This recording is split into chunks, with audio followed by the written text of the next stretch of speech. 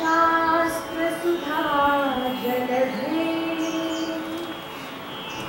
मधुतोपनिषत्कथितार्थनिधे हृदये कमले विमलं चरणं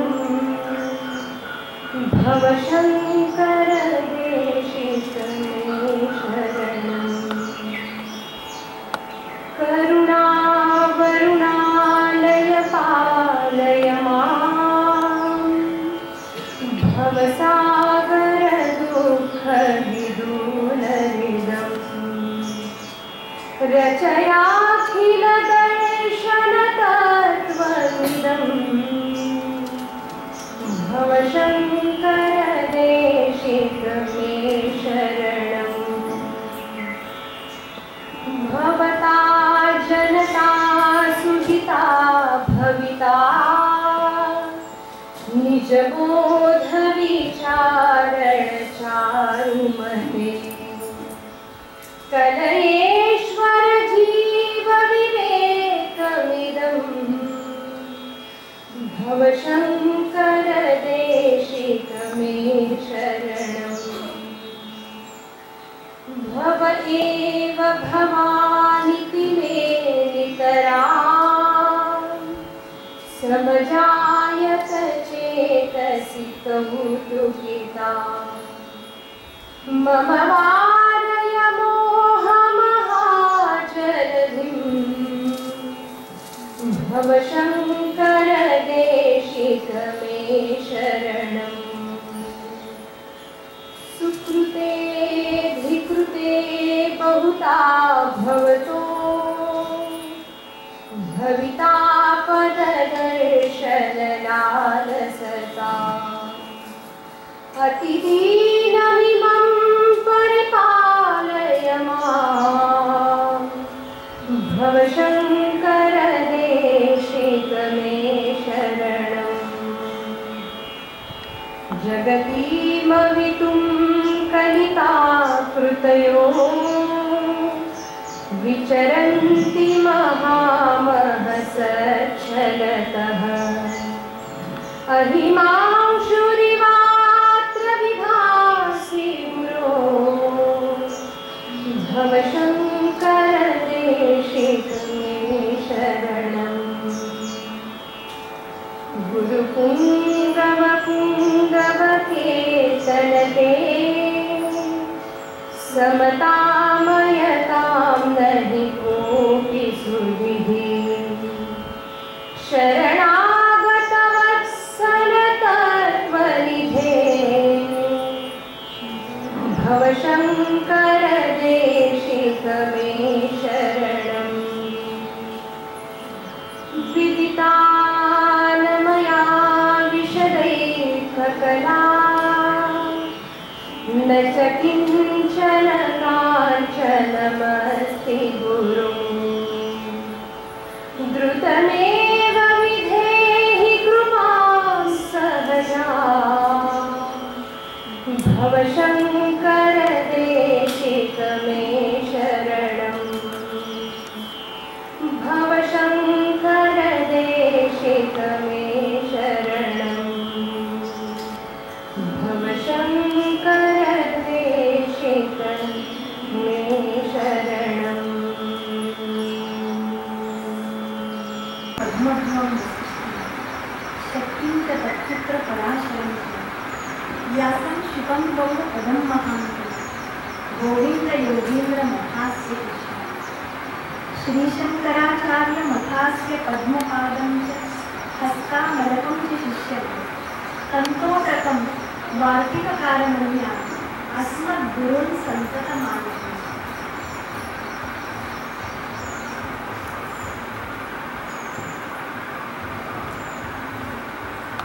भगवान नारायणांपासून जी अतिशय श्रेष्ठ दिव्य उज्ज्वल गुरु परंपरा प्रारंभ होते आणि हे गुह्य ज्ञान स्वतःच नारायण ब्रह्मदेवांना देतात. म्हणून दुसरा शब्द वापरलाय पद्मभवन. जो कमळामधून उत्पन्न होतो अशा ब्रह्मदेवांना, ज्या ब्रह्मदेवांनी पुढं ही संपूर्ण आपली सृष्टी आणि प्रजा उत्पन्न केली, अशा ब्रह्मदेवांना हे गुह्य ज्ञान भगवान नारायण देतात.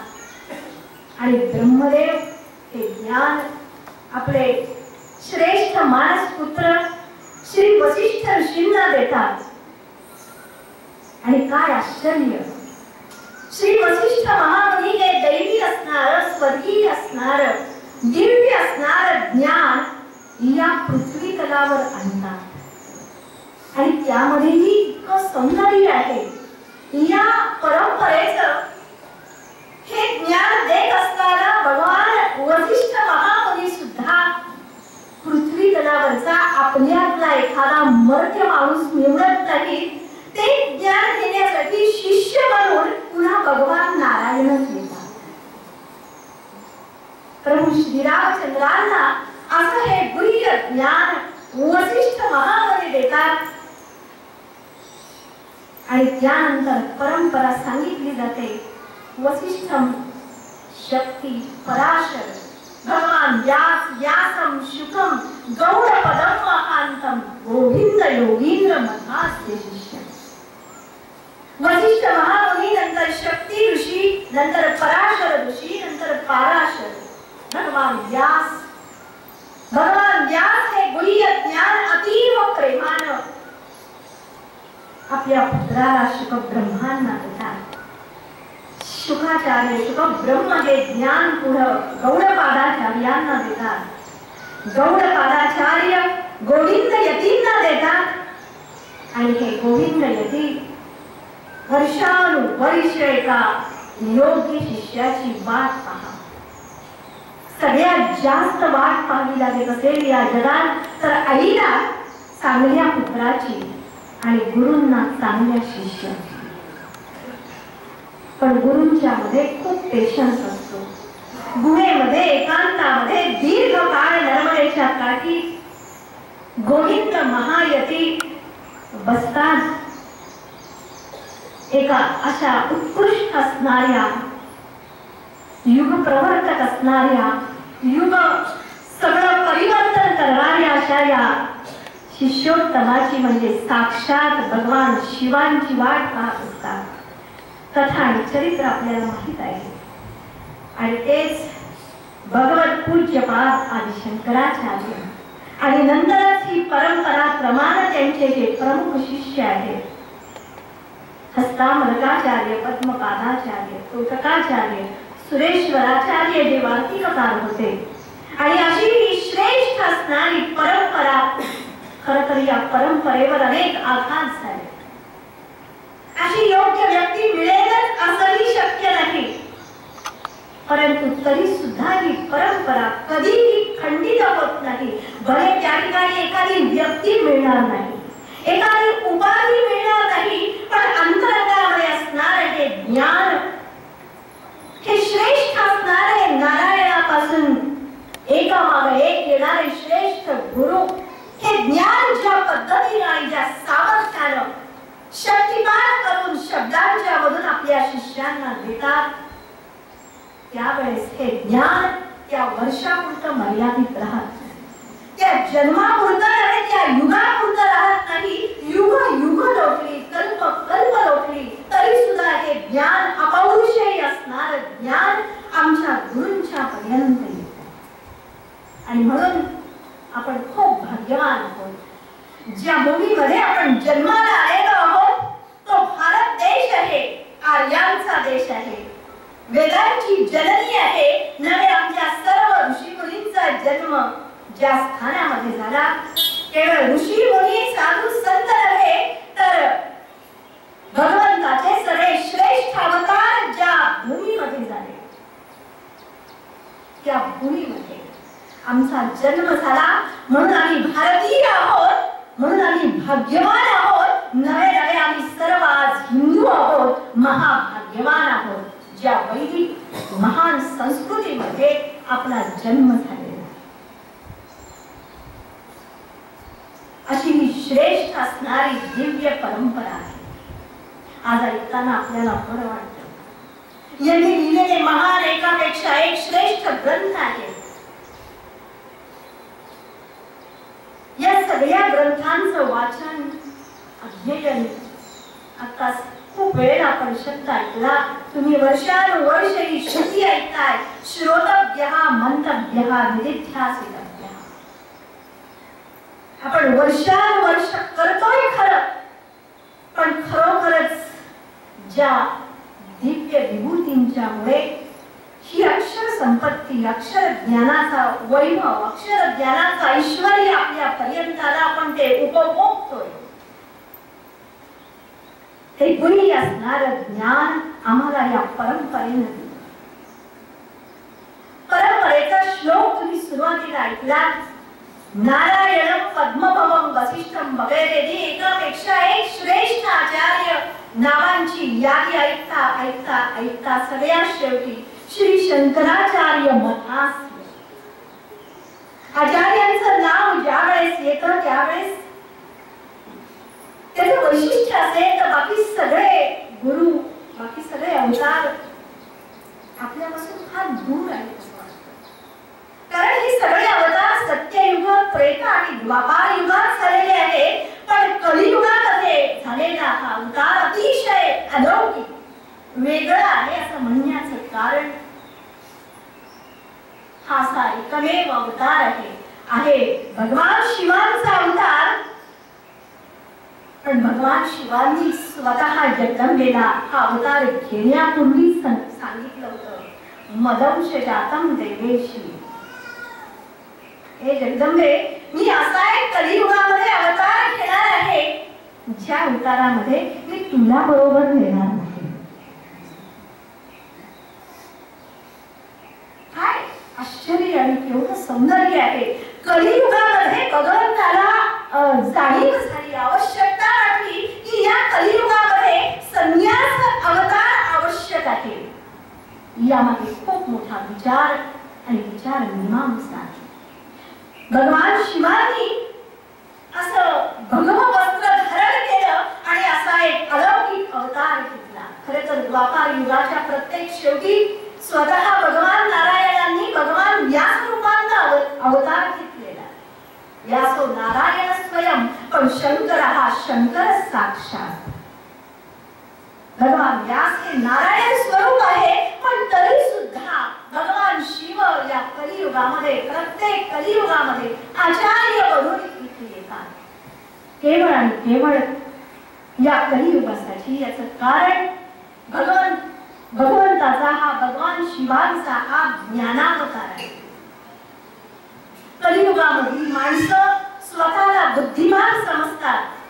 त्यांचा संबंध जास्तीत जास्त या जगाशी आणि भौतिकाशी आहे. अहोरात्र आमच्या शरीराच्या भोवती हे शरीर चेतनशील आहे. चैतन्याच्या अस्तित्वानं माझं हे शरीर चालतं, बोलतं, उठतं, स्पर्श करतं. अशा या इतक्या जवळ चैतन्य असूनही काय दुर्दैव आहे, हा माणूस चैतन्याला पाहत नाहीये. या जगात शोधतोय, माग लागतोय त्या जड आणि अचेतन विषयांच्या मागे.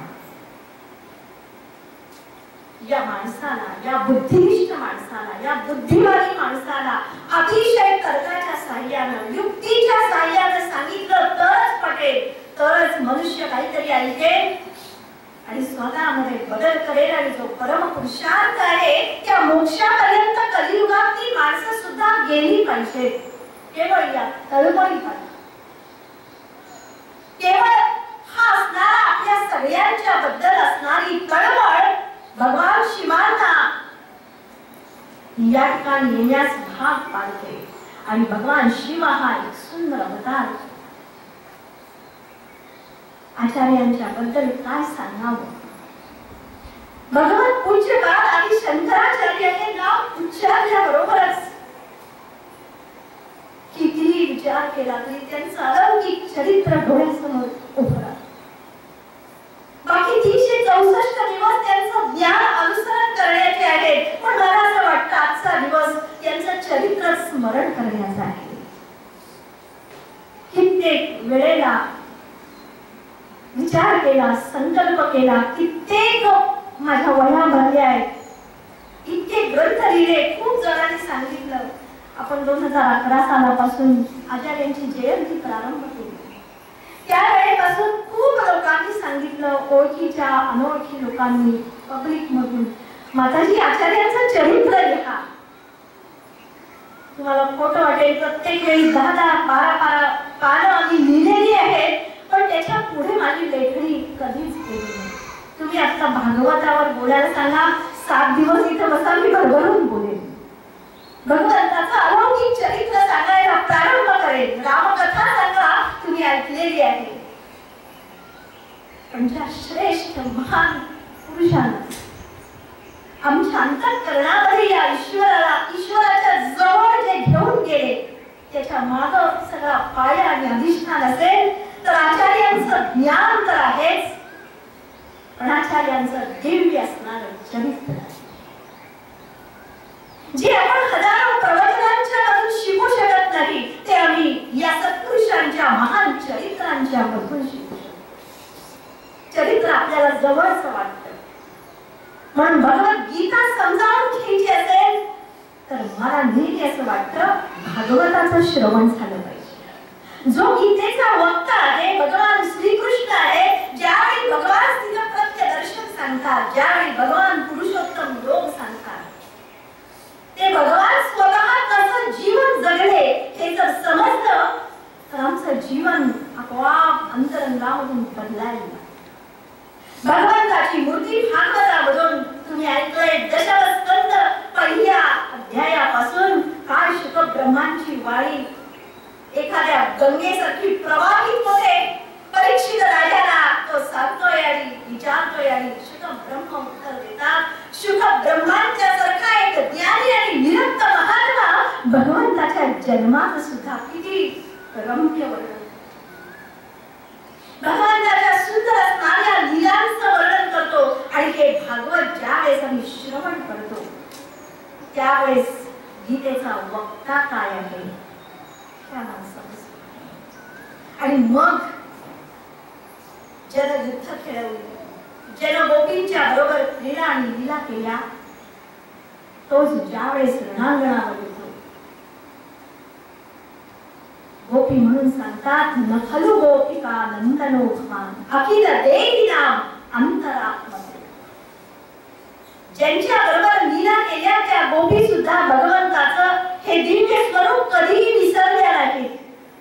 त्या सांगतात, भगवंता तू आमच्या बरोबर रममाण होतोस असं दाखवतोस खरं, पण तू या सगळ्या जीवांच्या अंतर्यामी असून द्रष्टा पुरुष आहेस, प्रत्यगात्म स्वरूप परब्रह्म स्वरूप आहेस. आणि तेच भगवान कुरुक्षेत्रावर येतात, अर्जुनाला गुह्य ज्ञान देतात. अर्जुन भगवंताला शरण येतो आणि डोळ्यात पाणी आणून सांगतो.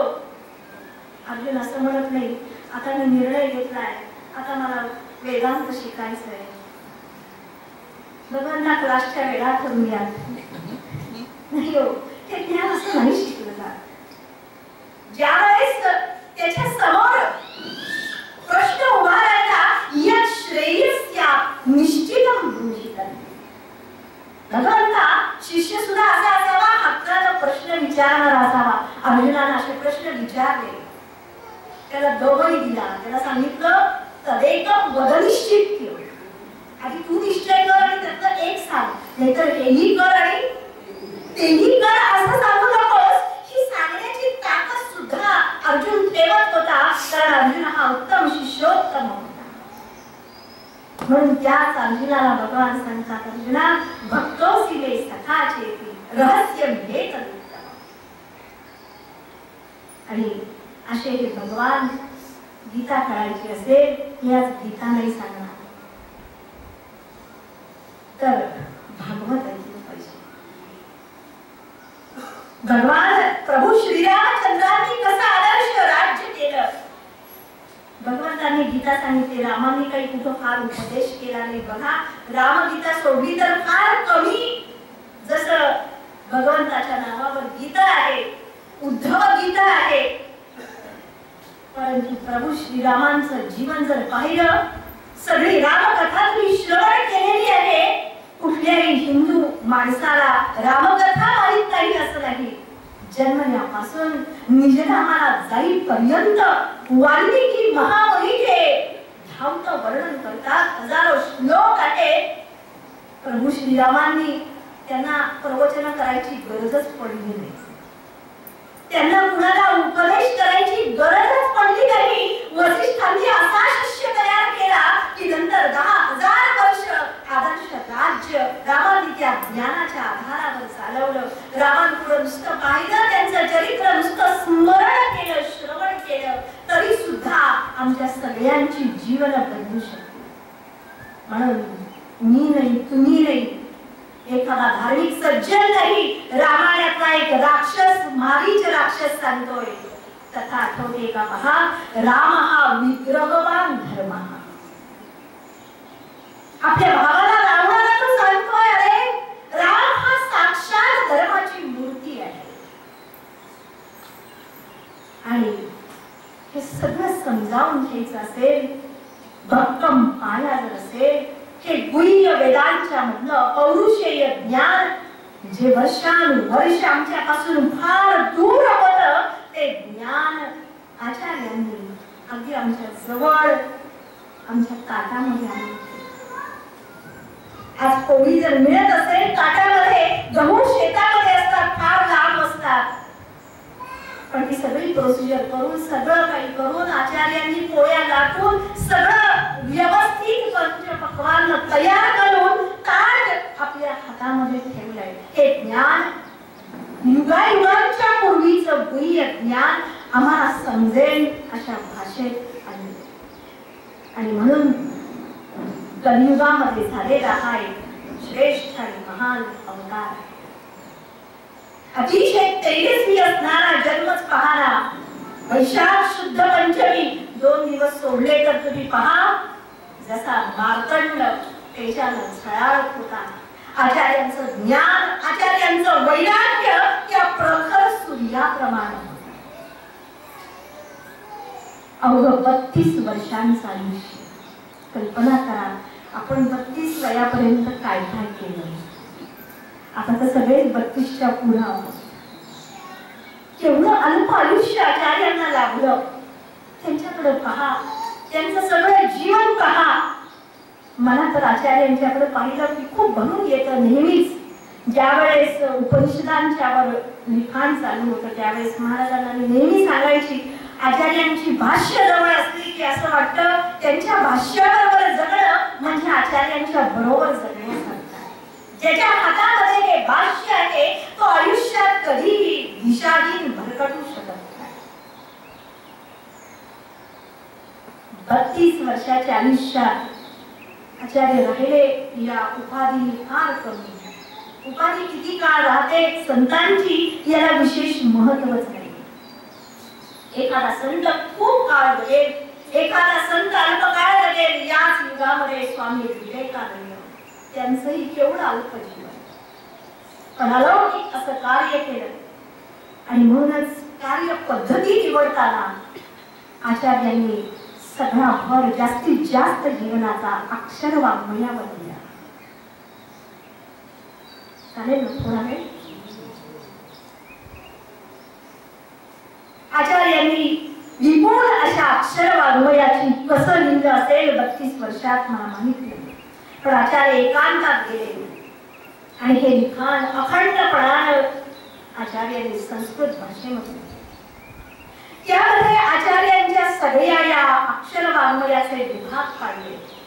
तर प्रामुख्याने 3 भाग पडतात. त्याचा पहिला भाग आपल्या सगळ्यांना जो माहित आहे तो म्हणजे प्रकरण ग्रंथांचा भाग. आचार्यांनी प्रकरण ग्रंथ लिहिले. प्रकरण ग्रंथ याचा अर्थ वेदांतामध्ये जे अवघड विषय आहेत ते अतिशय सोप्या भाषेत सर्वसामान्य माणसाला शास्त्रातला एखादा भाग पटकन समजावा, सोप्या पद्धतीने समजावा, आकलन व्हावा, यासाठी जे लिहिले गेले त्याला म्हणतात प्रकरण ग्रंथ. आचार्यांनी लिखाण करताना एखादा विशिष्ट शिष्य डोळ्यासमोर ठेवला, एखादा विशिष्ट वर्गही ठेवला नाही. किंबहुना धर्म, पंथ, जात, आश्रम, स्त्री, पुरुष, तरुण, वृद्ध असं काहीच भेद न ठेवता आचार्यांनी एक माणूस समोर ठेवला. आणि अशा या माणसाला आचार्य सुंदर उपदेश देतात. स्वामीजींनी त्यातल्या एका ग्रंथावर प्रकाश टाकला. भज गोविंदम, भज गोविंदम, गोविंदम भज मूढ. असा एक नव्हे, दोन नव्हे, कित्येक शेकडो आचार्यांनी असे सुंदर प्रकरण ग्रंथ लिहिले. आणि त्या सगळ्या ग्रंथांच्या मधून विशेष करून बहुतांशी जी प्रजा या जगामध्ये आहे गृहस्थाश्रमी, त्यांना उपदेश दिला की बाबा रे, प्रपंच करूनही तू हा परमार्थ कसा करावा, एक्झॅक्टली काय करावं. आणि हे सांगण्यासाठीच आचार्य हे अनेक प्रकरण ग्रंथ लिहितात. त्यांच्या एका प्रकरण ग्रंथामधला एक श्लोक अनेक वर्ष अध्ययन अध्यापन करत असताना जो फसतो तो फार सुंदर एक श्लोक आहे. कारण गृहस्थाश्रमी लोकच जास्त श्रवण करतात असं माझं म्हणणं. खूप साधना करतात, खूप नामस्मरण करतात आणि हे सगळं करत असताना कालही मी सत्संगामध्ये सहज ऐकलं, लोक अनेक प्रकारच्या कल्पना करतात. नारायणी हा शब्द वापरला, कन्फ्युजन होतं, गोंधळ होतो. वैयक्तिक ज्यावेळेस साधना केली जाते, आचार्यांच्या लिखाणाचं एक वैशिष्ट्य असेल, अतिशय सूत्रबद्ध पद्धतीने आचार्य लिहितात, अतिशय शांततेने लिहितात आणि अतिशय स्पष्टतेने आचार्य लिहितात. त्यांना जे काही सांगायचंय, त्यांच्या आत जे काही आहे ते सगळं आचार्य समोरच्याला समजेल, समोरच्याला पटेल, समोरच्याला आचरणात आणता येईल अशा पद्धतीने सोपं करून आईच्या प्रेमाने सांगतात. आचार्य सांगतात, स्ववर्णाश्रमधर्मे तपसा हरितोषणा साधनं च भटे पुंसां वैराग्यादि चतुष्टयम्. मला असं वाटतं गृहस्थाश्रमी माणसाला या शास्त्रात, वेदांनी, उपनिषदांनी, सगळ्या संतांनी ज्या ज्या साधना दिलेल्या आहेत त्याचं सगळं सार या श्लोकामध्ये आचार्य देतात. किती सूत्रबद्ध पद्धतीने आणि किती थोडक्यात सांगावं. शास्त्र सुद्धा थोडक्यात सांगता आलं पाहिजे, सोपं करून सांगता आलं पाहिजे. आचार्य सांगतात, पहिली गोष्ट स्ववर्णाश्रम धर्मे. बाबा रे, तुला साधना करायची आहे ना, काय कर. परवा तुमच्यातच कोणीतरी माझ्याकडे अचानक आलं आणि मला प्रश्न विचारायला लागलो, माताजी आता आम्ही कल्पना करतोय, आता षटचक्र भेदन कसं करू, कल्पनेनं करू का. मला काय उत्तर द्यावं हेच कळेना.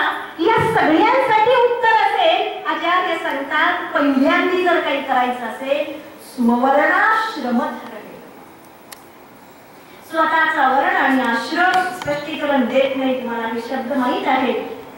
त्याप्रमाणे जे जे तुझं कर्तव्य कर्म असेल ते करणं ही पहिली साधना आहे. सर्वसामान्य साधकाला दुसरी साधना दिली आहे, तपस्या. आचार्य सांगतात, बाबा रे, तपश्चर्या कर. कायिक, वाचिक आणि मानसिक. आणि तपश्चर्या याचा अर्थ कोणतीही गोष्ट कर, साधी गोष्ट कर, पण ती सातत्याने, एका निष्ठेनं, धारणेनं. ज्यावेळेस साधक दीर्घकाळ तडजोड न करता, जसं तडजोड न करता मी रोज जेवतो, तडजोड न करता जसं मी रोज झोपतो, जेवतो, सगळ्या क्रिया करतो. आचार्य दुसऱ्या एका ठिकाणी फार सुंदर आपल्याला शांतून सांगतात, खादंते मोदंते जना. लोक काय करतात, खातात आणि मजा करतात आणि नंतर रडतात, अशी अवस्था आहे. हे जसं मी सातत्याने करतोय तसं आचार्य सांगतात, तपसा, तपश्चर्या. आता स्वामीजीने सांगितलं, खूप मोकळा वेळ आहे सगळ्यांना, तुमचेही प्रश्न आहेत, खूप मोकळा वेळ आहे, आता आम्ही काय करू. आचार्य सांगतात, तपसा, जे आयुष्यभर जमलं नाही. आता वेळ आहे या वयामध्ये तपश्चर्या करा. आणि तिसरी साधना सांगितली आहे हरितोषणा, भगवंताला प्रसन्न करा. यामधून आचार्य भगवंताची भक्ती हा भक्तिमार्ग सांगतात. कारण बाकी तपश्चर्या केल्या, कर्म केली, गृहस्थाश्रमाची कर्तव्य केली, पण अंतःकरणात भाव आणि भक्ती नसेल तर हे सगळंच व्यर्थ आहे. आचार्य कुठं सांगत नाही रोज इतकं श्रवण करा सांगितलंय. श्रवण हे फक्त एक साधन आहे. श्रुती स्वतःच सुद्धा खंडन करते. नायमात्मा प्रवचनेन लभ्यः न मेधया न बहुना श्रुते. ऐकायचं कशासाठी? पहिलं ज्ञान झालं पाहिजे नक्की काय आहे. एकदा ते झालं की श्रवणाचा प्रयोजन संपलं आहे. किती वर्ष श्रवण करणार? आचार्य कुठं प्रवचन श्रवण कर असंही सांगत नाही आणि तू प्रवचन कर असंही सांगत नाही. बघा आचार्य सांगतात तपसा हरितोषणा. साधकाला साधना दिली आहे, तू भगवंताला प्रसन्न कर. आणि असं जर केलं तर वैराग्याने चतुष्टय सगळी जी दैवी गुण संपत्ती आहे, आज जे तुला अशक्य वाटतं ते सगळं तुला प्राप्त. आणि या साधनांचा विस्तार आचार्य अनेक त्यांच्या प्रकरण ग्रंथांच्या मध्ये. आचार्यांच्या लिखाणाचं दुसरं वैशिष्ट्य असेल तर ते म्हणजेच भक्ती आणि भाव. आचार्यांनी म्हणूनच सगळ्या देवतांच्यावर स्तोत्र लिहिलेले आहे, ज्यामध्ये भगवंताच्या सगुण साकार रूपाचं सुंदर वर्णन आहे. माणसाला वृक्ष आणि पूर्ण ज्ञान कधीच शांती देऊ शकत नाही. आणि म्हणून आचार्य या सुंदर स्तोत्रांच्या मधून भगवंताचं हे सुंदर वर्णन करतात. आणि सामान्यातल्या सामान्य मनुष्यासाठी सुद्धा हा भक्ती मार्ग उलगडून दाखवतात. हे दुसरं वैशिष्ट्य आहे. आणि यानंतर आचार्यांच्या या लिखाणाचा तिसरा भाग असेल जो अतिशय महत्वाचा आहे. म्हणून सुरुवातीला सांगितलं आचार्यांनी या सगळ्या मानवी समाजाला समोर ठेवलं. सुरुवातीलाच नारायण सांगितलं आचार्यांचा जो अवतार काळ आहे त्याची जर मीमांसा केली तर या तिसऱ्या लिखाणाचं महात्म्य आणि महिमा आपल्याला समजतो. आणि हे तिसरं लिखाण म्हणजे प्रस्थान त्रयीवर असलेलं भाष्य. आचार्यांनी भाष्य लिहिलेली आहेत. गीतेवर लिहिलंय, 10 उपनिषदांच्यावर लिहिलंय, ब्रह्मसूत्रावर भाष्य लिहिलेले आहे. अध्यास भाष्य आचार्यांचं प्रसिद्ध आहे. याशिवाय सनसृजातीय महाभारतामधला एक भाग आहे. विष्णू सहस्रनामावर आचार्यांनी सुंदर भाष्य केलेलं आहे. असे जे सगळे भाष्य ग्रंथ आहेत आचार्य ज्ञान तर सांगतातच. आचार्य सांगतात हे सगळे प्रमाण ग्रंथ आहेत. श्रुती या पाठ करण्यासाठी नाही तर श्रुती या प्रमाण आहे. कुठं काही आणलं तर प्रमाण काय आहे हे पाहण्यासाठीचे हे असणारे ग्रंथ आहेत. याचं म्हणूनच याचं श्रोतव्य याचं श्रवण सांगितलेलं आहे. आणि एका श्रवणामधून हे ज्ञान झालं की पुढचा आपला पुरुषार्थ आहे ते ज्ञान त्याचा अनुभव येण्यासाठी आयुष्यभर प्रयत्नशील राहा. आचार्यांनी हे भाष्य ग्रंथ याचं कारण एका बाजूला त्यामधून ज्ञान तर दिलंच, अद्वैताचा सिद्धांत पुन्हा एकदा सिद्ध केला नाही. कारण अद्वैत सिद्धांत हा आचार्यांनी मांडला नाहीये, हा वेदांचा अपौरुषेय सिद्धांत आहे.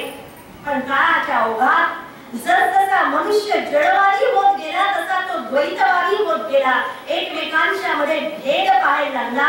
आणि म्हणूनच या युगामध्ये आचार्यांनी पुन्हा एकदा या लिखाणामधून या भाष्यांच्या मधून ब्रह्म सत्यम जगन्मिथ्या जीवो ब्रह्मैव नापरः असं सांगून अद्वैताचा सिद्धांत त्याचा उद्घोष या जगामध्ये विशेषत्वानं केला. आणि म्हणून आचार्यांना अद्वैतवादी असं म्हटलं जातं. खरं तर अद्वैत हा वाद नाही, ज्ञान तर सांगितलं, पण याच भाष्यांच्या मधून आचार्यांनी दुसरं एक महाकार्य केलं असेल तर जे जे मत वेद विरोधी होते त्या सगळ्या दुर्मतांचं खंडन आचार्यांनी केलं. काही ठिकाणी आचार्यांना दार्शनिक असं सुद्धा म्हटलं जातं. आचार्यांचा काळ अवतार होण्यापूर्वी याच भूमीमध्ये अनेक धर्म, अनेक पंथ, अनेक मत, अनेक मतभेद आणि मतांतर यांचा गोंधळ माजलेला होता.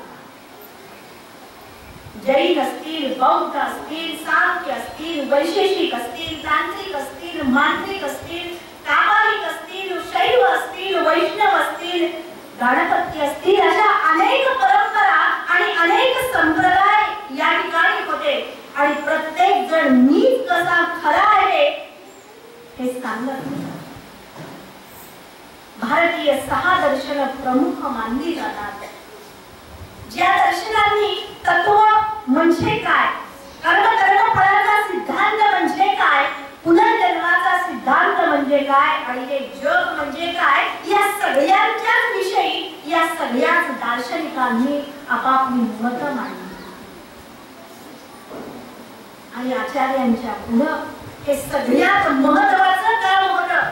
हा सुंदर 2-4 वाक्य नारायणी सांगितले.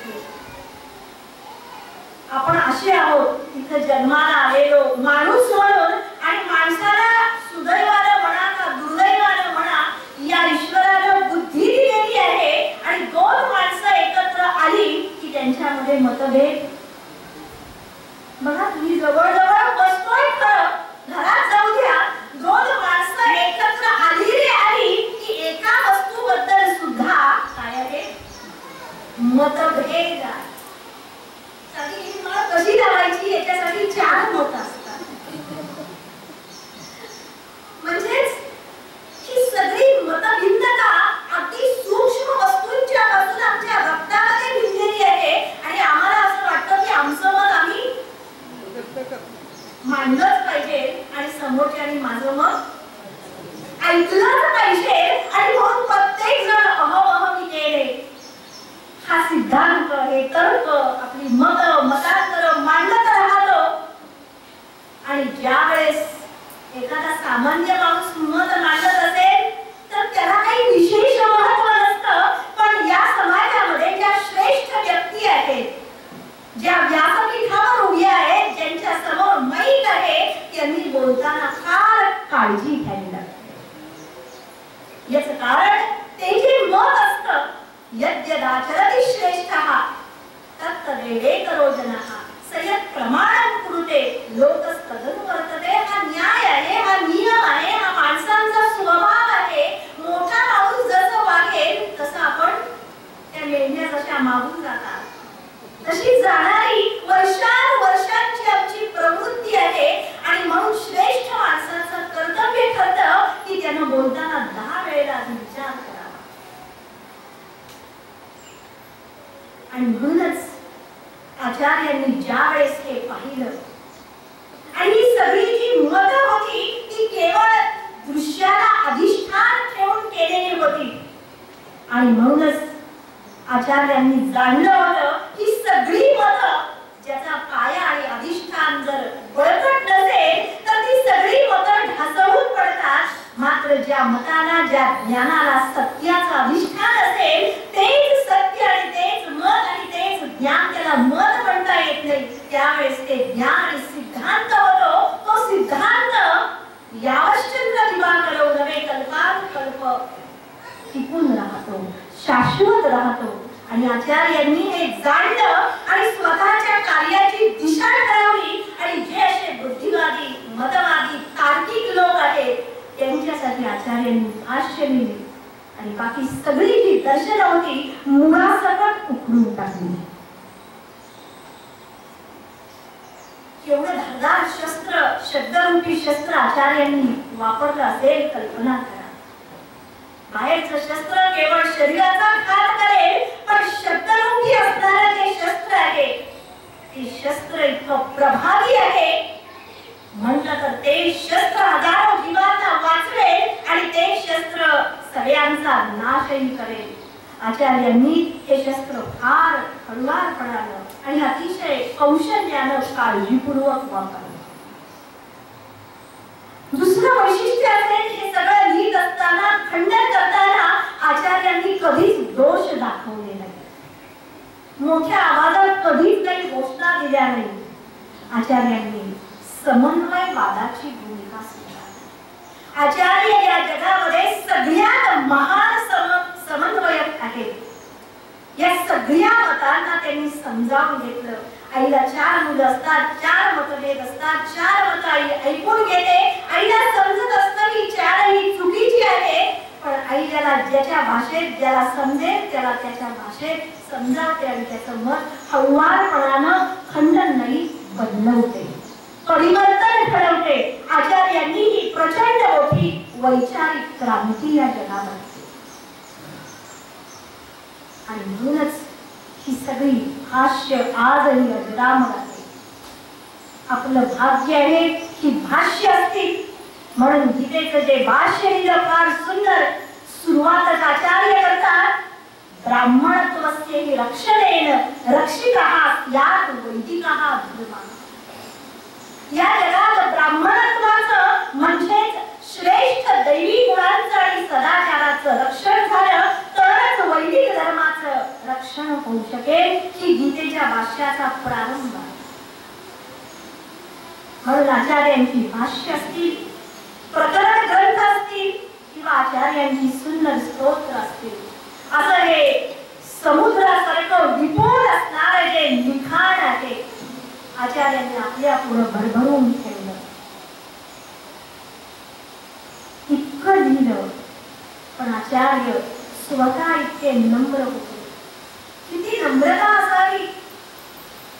एकदा त्यांचा शिष्य त्यांची खूप स्तुती करायला लागला. केवढं ज्ञान आहे तुमचं, केवढं तुम्ही लिखाण केलेलं आहे. आचार्यांनी तसाच त्याचा हात धरला आणि नदीच्या काठी गेले. हातात दंड होता, संन्याशाच्या हातात दंड असतो.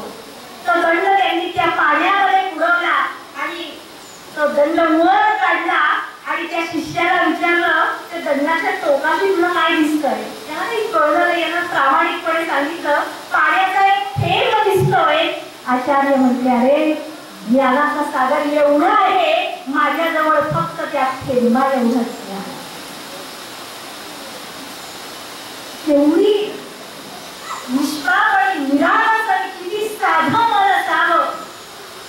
मला आठवतंय वशिष्ठ महामुनीचं दुसरं प्रकरण मुमुक्षु व्यवहार प्रकरण लिहित असताना त्याच्यामध्ये 2 सर्ग आहेत ज्याच्यामध्ये शम निरूपणम नाम, शम या गुणाचं वर्णन केलं. ते सगळं लिहिताना माझ्या डोळ्यासमोर आचार्यांचा हात होते. सांगण्याचीच आवश्यकता नाहीये मूर्तिमंत शांती म्हणजे काय असते. कारण जिथं ज्ञान आहे तिथं शांती आहे, तिथं नम्रता आहे. एवढी अपार नम्रता या आचार्यांच्या अंतःकरणामध्ये. मला असं वाटलं त्यावेळेस वशिष्ठांनी सुद्धा आचार्यांचं ते रूप आठवलं असेल आणि मगच तो सर्ग लिहिला असेल. एवढं सुंदर तो सर्ग आणि आचार्यांचं वर्णन आहे. आचार्यांचं चरित्र सांगायचं असेल तर सगळ्यात मोठा अडथळा येतो.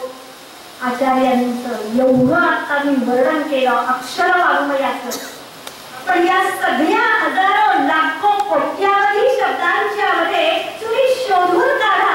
सगळं शांतर अक्षर भाष्य आणि सगळं लिखाण वाचा. कुठेही आचार्यांनी स्वतःबद्दल वैयक्तिक एक शब्द सुद्धा लिहिला, एक शब्द काढून दाखवा. असे एकमेव आचार्य आहे. आपल्याला थोडंसं आलं की आपण स्वतःचं सगळं वर्णन करतो. पण आचार्यांनी उभ्या आयुष्यात या सगळ्या लिखाणामध्ये कुठेही स्वतःचं काहीच ठेवलं नाही. कारण एकच आचार्यांनी महत्व दिलं, ते केवळ ज्ञानाला, केवळ ईश्वराच्या अधिष्ठानाला. आयुष्यभर आचार्यांनी असं हे स्वतः जवळचं ज्ञान भरभरून वाटलं, भरभरून आपल्या या सगळ्या समाजाला दिलं. खरं तर आचार्यांना सगळ्याच विषयांचं ज्ञान. शेवट करत असताना हे सांगणं गरजेचं आहे, आचार्य त्यांच्या आयुष्याच्या शेवटी सर्वज्ञ पीठावरही आरूढ झाले होते. प्रत्यक्ष भगवती सरस्वती बरोबर वादविवाद झालेला होता आणि त्यामध्ये आचार्यांनी त्या जगदंबेलाही जिंकलेलं होतं. साक्षात ज्ञानाची जी देवता, काय सुंदर तो संवाद झाला असेल कल्पना करा.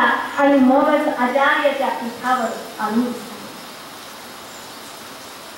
खरं तर आचार्यांना मंत्रज्ञान होतं, तंत्रज्ञान होतं, सगळ्या विद्या अवगत होत्या. आचार्य योगशास्त्रामध्ये तर शिखर महाबली होते. तुम्ही त्यांचा 22-25 श्लोकांचा योग तारावली नावाचा ग्रंथ पहा. जे योग साधना करतात, जगातल्या सगळ्याचे प्रकार आणि सगळ्या ज्या योग साधना आहेत त्याचं सगळं सार आचार्य या 24 श्लोकात सांगतात. ते वाचल्यावर समजतं की आचार्य योग्यांचीही योगी. पण त्यांना माहित होतं कलियुगामध्ये योगाचा, तंत्राचा, मंत्राचा अधिकारी फार दुर्मिळ आहे. म्हणून आचार्यांनी या ज्ञानाला पुन्हा म्हटलं. आपण रोज प्रार्थना करतो, श्रुती स्मृती पुराणानाम आलयम करुणालयम शंकरम शंकराचार्यम. त्याच्यामध्ये एक शब्द पुढे येतो, लोकशंकर. आचार्यांनी हे ज्ञानाचं तर अफाट कार्य केलंच, पण सुरुवात आजमी केली होती. आचार्य हे साक्षात शिवांचा अवतार आहे. अवताराचं खरं प्रयोजन असेल तर भगवान अतिशय स्पष्टपणे सांगतात, यदा यदा हि धर्मस्य ग्लानिर्भवति भारत. आचार्यांनी भरभरून गुह्य अद्वैत ज्ञान तर दिलंच, पंचायत पूजा केली. कुणाच्या कुलधर्म आज म्हणून काही प्रमाणात जे जागृत आहे, आचार्यांनी पंचायत राग आपण देवघरात ठेवतोय. शिव, शक्ती, विष्णू, सूर्य आणि गणपती या 5 देवता आहेत. याच्यावर आज आमचा सगळा वर्गाश्रम धर्म उभा राहिलेला. आणि हे सगळं करत असताना म्हणूनच आचार्यांनी कधीही धर्म दृष्टीच्या आड केलेला नाहीये. आचार्यांना जाणीव होती या सगळ्या ज्ञानाबरोबरच ज्या समाजामध्ये आज मी जन्माला आलो, ज्या समाजामध्ये मी वावरतोय, आज ते कलियुग आहे. कलियुगाची 5000 वर्ष होऊन गेलेली आहेत. अजून भरपूर वर्ष शिल्लक आहेत. कलियुगाची माणसं अजून कुठं आणि कशी कशी जातील याची दूरदृष्टी आचार्यांना आहे. म्हणून ते द्रष्टे पुरुष आहे. म्हणूनच आचार्यांनी धर्माच्या स्थापनेला कधीही दुर्लक्षित केलं नाही. या धर्माच्या स्थापनेसाठी आचार्यांनी 4 दिशांना 4 मठ स्थापन केले, पण स्वतः कुठल्याच मठात अडकले नाही.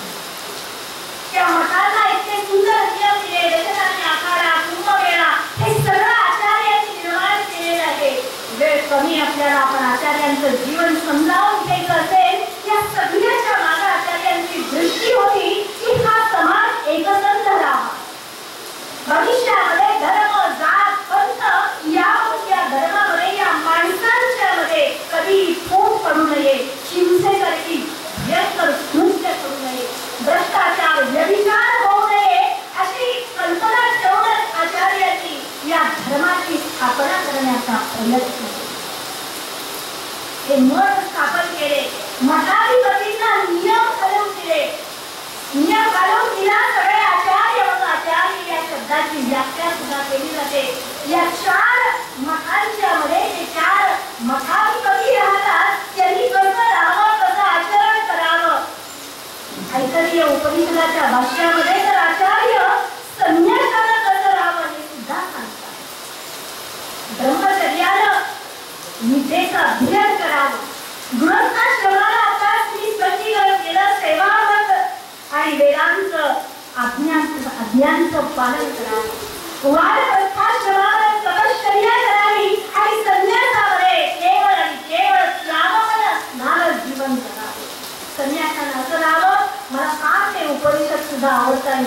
यमंत दोन दृष्टांत दिले आणि सुंदर कुठल्याही ज्ञानी पुरुषाला ते समोर ठेवावे. श्रुती दृष्टांत देते, पाण्यावर जलचर जातात बघा, तो मासा पुढे गेला की मागं कुठलाच ठसा राहत नाही आणि पक्षी आकाशात उडतात, मागं पावलांचा एक ठसा सुद्धा राहत नाही. इतकं निस्वार्थ आणि निष्काम त्यागमय असणारं जीवन म्हणजे संन्यस्त जीवन आहे. अग्नीसारखं प्रखर विरक्त जीवन आहे. आचार्यांनी सगळे आश्रम यांना हा दिव्य उपदेश दिला, धर्माची स्थापना केली आणि आज समाजामध्ये सगळ्यात आवश्यक असेल तर या धर्माची स्थापना आवश्यक आहे. धर्म आणि संस्कृती यांचं पालन, यांचं जतन आवश्यक आहे. पण पालन, जतन, रक्षण आणि वर्धन व्हायचं असेल तर सगळ्यात आधी आम्हा सगळ्यांना, जे आम्ही स्वतःला हिंदू म्हणून घेतो, आर्य सनातन वैदिक हिंदू धर्मामध्ये जन्माला आलो असं आम्ही म्हणतो, पण याच धर्माचं आम्हाला गाढ अज्ञान आहे. म्हणून आज गरज आहे आचार्यांचे हे ग्रंथ उलगडणे. आचार्य शरीरानं आपल्याकडे नाही, पण या एकेका शब्दानं साक्षात चैतन्य आपल्या जवळ आहे. आणि म्हणूनच ही आचार्य जयंती आपण साजरी करतो. भगवान व्यासांची गुरुपौर्णिमा आपण साजरी करतो, असे श्रेष्ठ सण साजरे करतो. यामागं प्रयोजन एकच, निदान या दिवशी संस्कार व्हावा. पोटामध्ये आज भूक लागली की जास्त तळमळून माणूस ऐकतो, मोठी झोप लागते. उपवास म्हणून सांगितलं आहे, उत्सवाच्या दिवशी उपवास करावा, त्याशिवाय भगवंताची ओढ तळमळ निर्माण होत नाही. निदान या दिवशी तरी ही श्रेष्ठ चरित्र आपल्या कानावर पडावे, कुठेतरी हे बीज रोवलं जावं. आणि ज्यावेळेस आमच्या आयुष्यामध्ये प्रसंग येतील त्यावेळेस ते प्रसंग झेलण्याची, सामोरं जाण्याची एक प्रचंड मोठी ताकद या महापुरुषांची चरित्र आणि त्यांचं अक्षर वाङ्मय आम्हाला मिळतं. आचार्यांनी असेच आशीर्वाद आम्हाला कायम द्यावे, असाच कृपा वर्षा आमच्यावर कायम व्हावा. ज्ञानानं त्यांचं सानिध्य आम्हाला कायम मिळावं. आणि यावश्यक दिवाकरो या भारतभूमीमध्ये आज धर्म टिकवायचा असेल, आमची श्रेष्ठ संस्कृती टिकवायची असेल, कारण संस्कृती टिकवण्याशिवाय धर्म टिकणार नाही, धर्म टिकल्याशिवाय हे ज्ञान टिकणार नाही आणि ज्ञान टिकल्याशिवाय आम्ही टिकणार नाही. म्हणून कुठेतरी सुरुवात केली पाहिजे. आजच्या या समाजामध्ये, आजच्या या बाहेरच्या भयंकर असणाऱ्या सामाजिक परिस्थितींच्या मध्ये जिथं सत्ता, धन, ऐश्वर्य यासाठी युद्ध चाललेले आहेत, देशामध्ये चालली आहेत, राष्ट्रामध्ये चालली आहेत, सगळ्या विश्वामध्ये चालली आहेत, यामध्ये शांती निर्माण करायची असेल तर कुठंतरी या धर्माची, या विचारांची आवश्यकता आहे.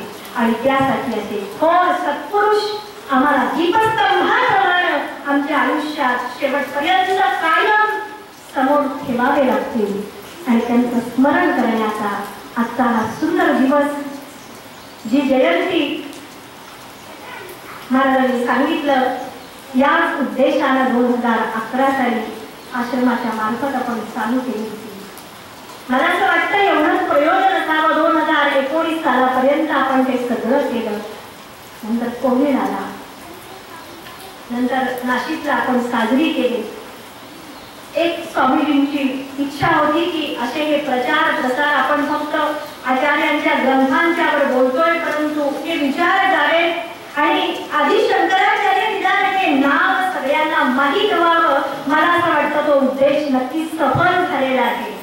आपण वेगवेगळ्या शहरांमध्ये खूप मोठ्या प्रमाणात गेली 10-11 वर्ष सातत्यानं ही जयंती साजरी करतोय आणि त्याचा परिणाम म्हणून सगळीकडे मोठमोठ्या मूर्त्या सुद्धा व्हायला लागल्या आहेत, मोठमोठे उत्सव व्हायला लागलेले आहेत, पुरस्कार सुद्धा द्यायला लागलेले आहेत. आपला उद्देश सफल झालेला आहे. आचार्यांनी ही सेवा मोठ्या निष्ठेनं करून घेतली आणि ज्या देशामध्ये सगळे मठ, प्रत्यक्ष मुख्य मठ सुद्धा आपल्या मठापुरतीच आचार्य जयंती साजरी करायचे, ते सुद्धा बाहेर साजरी करायला लागलेले आहेत. पण हा दिवस मात्र स्वामीजींनी राखून ठेवला आहे, ज्या दिवशी आमच्या सगळ्यांच्या अंतःकरणात आचार्यांचं विशेषत्वानं मोठ्या प्रेमानं स्मरण होऊ शकेल. आणि म्हणून आजकाल मी असं सांगेल, प्रत्येक वर्षी आपण ही जयंती आश्रमामध्ये मोठ्या प्रमाणात साजरी करतो.